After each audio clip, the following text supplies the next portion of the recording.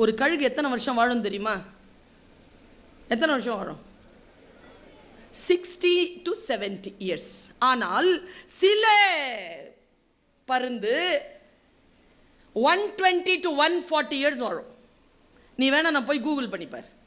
அந்த வாழற அந்த பருந்து இருக்குல்ல, அதை பற்றிய கேஸ் ஸ்டடி ஒன்று இருக்கு. அது என்ன பண்ணுமா, 70 வயசுல அது வயசாகி சாகாது, மேலே பேர்ட் வியூ பார்க்குதுல்ல, பார்த்துட்டு வந்து காலால் இல்லைன்னா அப்படி தூக்கிட்டு போவோம்ல, அந்த காலில் இருக்கக்கூடிய நகங்கள் வலு விழுந்துடும். அதுக்கு தூக்கி தூக்கி நகங்கள் வலு விழுந்ததனால், குத்தி குத்தி சாப்பிட்டு அந்த அலகு வலு விழுந்ததனால் இரை தேட முடியாமல் பசியில் செத்து போகும் பருந்து. இந்த 120 வருஷம் வாழணும்னு முடிவு செய்தல அந்த பருந்து என்ன தெரியுமா பண்ணோம், 60-70 வயசுல சாவு வந்துருச்சு, தான் சாப்பிட முடியாது, இனிமேல் இறை தேட முடியாது, கண்ணு மட்டும் அதுக்கு பலவீனமே ஆகாதாங்க. அதனால தான் கழுகு பார்வைன்னு பேரு. கழுகு நகம்னு சொல்ல மாட்டோம், கழுகு அழகுன்னு சொல்ல மாட்டோம், கழுகு பார்வை. அமெரிக்காவுடைய அந்த மிகப்பெரிய அந்த சின்னம் இருக்குல்ல, அதுவே கோல்டன் ஈகிள் சின்னம் தான். என் வீட்டில் என்னை தங்க கழுகுன்னு தான் கூப்பிடுவாங்க. கண்கள் பலம் இழக்கவே கூடாது. அது என்ன பண்ணுமா, மேலே போய் உட்காந்துரும். மேலே போய் உட்காந்துட்டு இறை தேடாது, பசியோடு உட்காந்துருக்கும். உட்காரும் போது என்ன செய்யும், தன்னுடைய காலில் இருக்கக்கூடிய நகங்கள் எல்லாம் பிச்சு போட்டுரும். அப்புறமா தன்னுடைய சிறகெல்லாம் வந்து அப்படியே உதிர்ந்து போய் வயசாக எல்லாத்தையும் பிச்சு போடும். பிச்சு போட்டுட்டு தன்னுடைய அழகு இருக்குல்ல, அதை அடிச்சு உடைச்சிரும். உடைச்சிட்டு உட்காந்துருக்கும் கழுகு. தவம், அந்த தவ பீரியட் இருக்குல்ல, அது கடந்த பிறகு அதில் அதை சஸ்டெயின் பண்ணிடுச்சுன்னா, அந்த பீரியடை மட்டும் அது சஸ்டெயின் பண்ணிடுச்சுன்னா, இயற்கை அதற்கு புதிய நகங்களை, புதிய சிறகை, புதிய அழகை தரும். அதை பெற்றுக்கொண்ட அந்த கழுகு மீண்டும் 60-70 ஆண்டுகள் வாழும். நீ ஏதோ ஒரு விஷயத்துல பலவீனம் அடைஞ்சிருக்கிறியா, காத்திரு. அந்த பலவீனங்களை அடிச்சு உடைச்சு உட்காரு, உட்கார்ந்து காத்திரு, கிளாஸ்ல காத்திரு, புரிந்து கொள்வதற்கு காத்திரு. 2 பேர் கிட்ட மட்டும் பேசாத, எதுவுமே கலந்தாலோசிக்காத. 2 பேர்கிட்ட மட்டும்.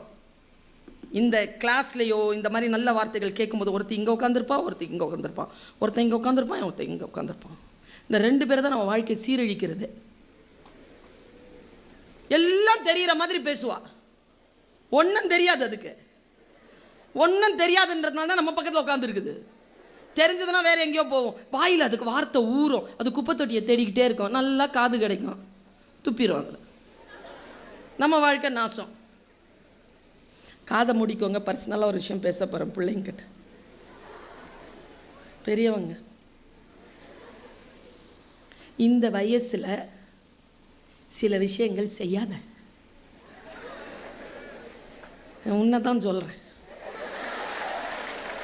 ஏதோ உன்னை சொல்லலைங்கிற மாதிரி நினச்சிக்காத. நீ சைலண்ட்டாக இருக்கிற, அவனுக்கு சைலண்ட்டாக இருக்க தெரில, அவ்வளோதான். சொல்கிறேன் பாரு, 10 வரல, 10, 11, 12 வரல, இந்த டைம்லலாம் வேறு பாலின ஆண் பெண்ணோட எந்த காதல் கத்திரிக்காலம் பண்ணாத. ஆமாம், இதை யாரும் உனக்கு சொல்லி தர மாட்டாங்க. நான் போகிற போக்கில் சொல்லிட்டு போயிடுவேன். சத்தியமாக சொல்கிறேன், செய்யாத. ஏன் தெரியுமா, இன்னும் 10 வருஷத்தில், உங்களுக்கு ஒரு 12 வருஷத்தில் ஒரு சனியம் வரும். வந்தா போவாது. சரியா சொல்றேனா சார்?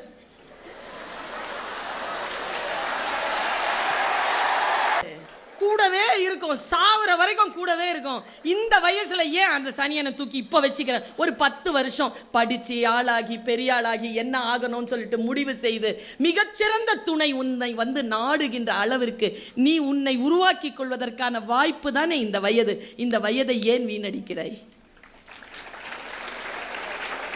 சொல்லி தரவே மாட்டாங்க. இந்த வயசுல வீணாயிடுச்சுன்னு வச்சுக்க வாழ்க்கை, அந்த வயசுல ரொம்ப கஷ்டப்படுவேன். அந்த கஷ்டம் உனக்கு வேண்டாம் என்கின்ற பேர் ஆனந்தத்தோடு பெருங்கருணையோடு தாய்மை மனதோடு நான் சொல்லுகிறேன்.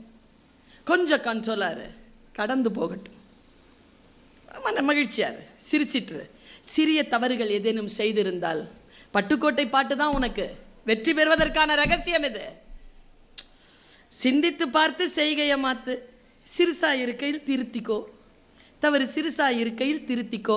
தெரிஞ்சும் தெரியாம நடந்திருந்தா அது திரும்பவும் வராம பார்த்துக்கோ. Very simple. Life is so beautiful. Don't make it complicated. We make it complicated. டீச்சர்ஸ்க்கு சொல்கிறேன், உங்கள் காலில் விழுந்து சொல்கிறேன், என் காலையும் தொட்டுக்கிட்டு நான் சொல்கிறேன், என் அறிவை பெறுவதற்காக என் குழந்தைகள் என் வகுப்பிற்கு வரவில்லை. நம் அறிவை அந்த குழந்தைகளுக்கு தராமல் நாம் காப்போம். அந்த குழந்தைகள் ஏன் வந்திருக்கு தெரியுமா நம்ம வகுப்புக்கு? அவர்கள் அறிவை அறிமுகம் செய்து கொள்வதற்காகத்தான் வந்திருக்கிறார்களே தவிர நம் அறிவை பெற்றுக்கொள்வதற்காக அவர்கள் வரவே இல்லை. Try to be a Christ. When you are inside the classroom, dear my teachers, try to be a Christ. Christ என்ன பண்ணுவார் தெரியுமா? கையில் ஒரு ஆடு வச்சிருப்பார்.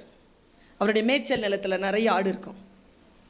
நான் அந்த மடியில் இருக்கிற ஆடை ஆக விரும்பின ஒரு காலத்தில். டீச்சர் மடியில் உட்கார்றது எவ்வளோ சந்தோஷம் இல்லை? Teacher, how are you? Super, good girl, good boy அப்படின்னு சொன்னால் எவ்வளோ சந்தோஷம். என்னுடைய 5th ஸ்டாண்டர்ட் டீச்சர் கனகாம்பரம் வச்சாலும் மணக்கோங்க. தொட்டு பேசிட்டாங்க ஒரு நாள்ங்கிறதுனால 3 நாள் குளிக்கல. நான் இப்படியே அலைஞ்சிட்டு இருந்தேன். அவ்வளோ பிடிக்குங்க டீச்சர்ஸை, அவ்வளோ பிடிக்கும். நான் போய் எங்கள் ஃபாதர் கிட்ட கேட்டேன். எங்கள் பேரிஷ் ஃபாதர் அங்கே இருந்தார். நான் 8th ஸ்டாண்டர்ட் வரைக்கும் படித்தவர் ஒரு ஸ்கூல் ஃபாதர். அவர் என்னை ப்ரொஃபஸர்னு கிண்டல் பண்ணி கூப்பிடுவார். ப்ரொஃபஸர் கம் அப்படிம்பார். சின்ன குழந்தையிலேருந்து அவர்கிட்ட நான் படிக்கிறேன். Father, I want to become a that குட்டி ஆடு. என்ன ஆச்சு உனக்கு? ஜீசஸ் கிரைஸ்ட் மடியில் உட்காரணும். Tell me the secret. ஆனால் கிறிஸ்டியன் ஆகக்கூடாது. I don't want to be a Christian, but I want to be a குட்டி ஆடு of the lap on Jesus Christ. ஒரு விஷயம் சொன்னாருங்க, வேண்டாம் மகளே, நீ அவர் மடியில் உட்காருகின்ற குட்டி ஆடாக வேண்டாம், அவர் பார்வை மேய்ச்சலில் இருக்கக்கூடிய நல்ல ஆடாகவே இரு. ஏன் அந்த குட்டி ஆட வேண்டாம்? அது எவ்வளோ கொடுத்து வச்ச ஆடு. மடியில் உட்காச்சி வச்சிருக்கிறாரு, கொஞ்சிக்கிட்டு இருக்கிறாரு, இப்படி அணைச்சி வச்சிருக்கிறாரு. கடவுள் மடியில் உட்காருவதை விட வேறு என்ன பேர் ஃபாதர்? அவர் சொன்னார், இல்லை பாப்பா, அது உன்ன மாதிரி நீ சொல்கிற மாதிரி கொடுத்து வச்ச ஆடு இல்லை, வேற சொல்கிற பேச்சு கேட்காத ஆடு. அப்படியா? ஆமாம். ஏற்கனவே கீழே விழுந்து வழி தவறி போய் கால் உடஞ்ச ஆடு. கீழே விட்டா வழி தவறிடுவோங்கிறதுனால ஜீசஸ் கிரைஸ்ட் அதை மடியில் உட்கார வச்சிருக்காரு. நீ அந்த ஆடா வேணாம், அவர் பார்வையில் இருக்கும் மேய்ச்சல் நிலத்தில் இருக்கக்கூடிய ஆடா இருந்த உடனே ஒரு டீச்சராக என் மனசில் வந்த வெளிச்சம் என்ன தெரியுமா? நான் யாரை மடியில் உட்கார வைத்திருக்கிறேன்? நல்லா படிக்கிற, சொல்கிற பேச்சு கேட்குற, அழகாக எல்லா வேலையும் செய்கிற பிள்ளையை தானே மடியில் உட்கார வைத்திருக்கிறேன்.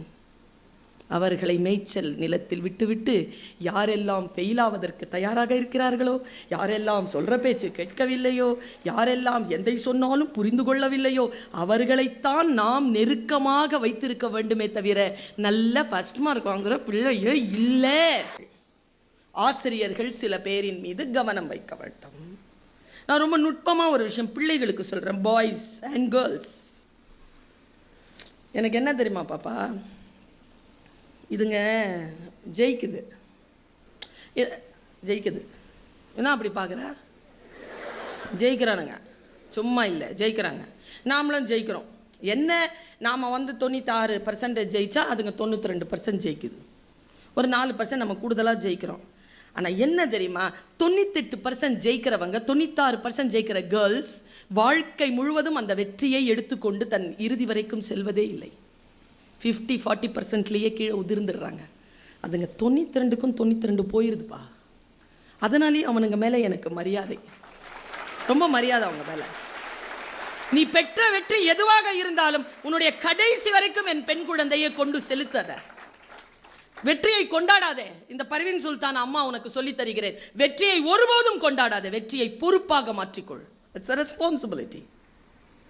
It's not a celebration time. நான் மேடையில் நல்லா பேசுகிறேன் அப்படிங்கிறது ஒரு செலிப்ரேஷன் டைமா? அது இல்லை. என்னை மிகச்சிறந்த பேச்சாளராக பார்த்து விட்டார்கள் என்பதற்காக நான் கொண்டாடி விடலாமா? கிடையாது. அது என்னுடைய ரெஸ்பான்சிபிலிட்டி. அதை விட அதிகமாக 1% இந்த மீட்டிங்கில் நான் பேசியாகும். என் ஈட்டியை நான் தான் எரிந்து அதை விட தூரமா எரியணும். நான் அதாங்க ரெக்கார்ட். யாரையும் போல வருவதல்ல. சிகரம் நம் உயரம். ஏன் தெரியுமா தலைப்பு கொடுத்தேன்? யாரோ ஒருவன் தொட்ட சிகரத்தை போய் தொடுறது இல்லை, என் உயரத்தின் எல்லையை நான் தொடுவது. நான் 75% தான், ஆனால் 75% வாங்கிட்டேன். 76 என்னால் வாங்க முடியாது. நான் மீன் கடலில் நீந்துவேன். 98 மரம் ஏறும்.